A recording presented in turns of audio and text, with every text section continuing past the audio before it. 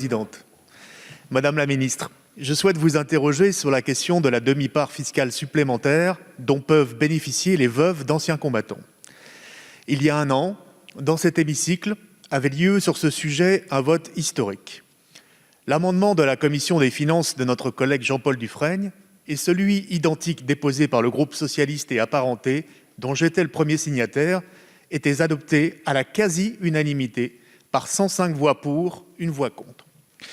Cet amendement de réparation mettait fin à une injustice majeure entre les veuves d'anciens combattants en élargissant aux veuves ayant atteint l'âge de 74 ans le bénéfice d'une demi-part fiscale supplémentaire à la condition que leur mari décédé soit lui-même titulaire de la carte du combattant ou d'une retraite du combattant à partir de 65 ans.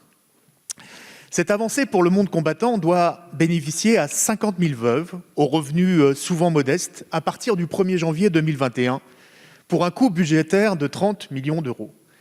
Mais il demeure une autre injustice entre veuves d'anciens combattants pour celles dont le conjoint titulaire de la carte du combattant est décédé avant 65 ans.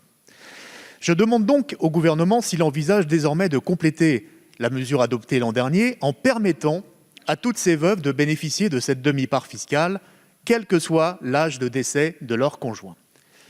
Il s'agirait là d'une mesure d'équité, de solidarité vis-à-vis des anciens combattants et de leurs familles pour un coût modeste de 18 millions d'euros qui pourrait bénéficier à 8 000 veuves supplémentaires.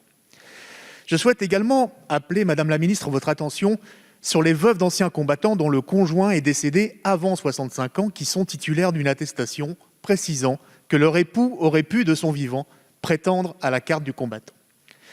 La commission départementale des anciens combattants et victimes de guerre avait, il y a quelques années, la possibilité de délivrer à la veuve d'un ancien combattant une attestation établissant que son époux remplissait les conditions requises pour se voir reconnaître la qualité de combattant.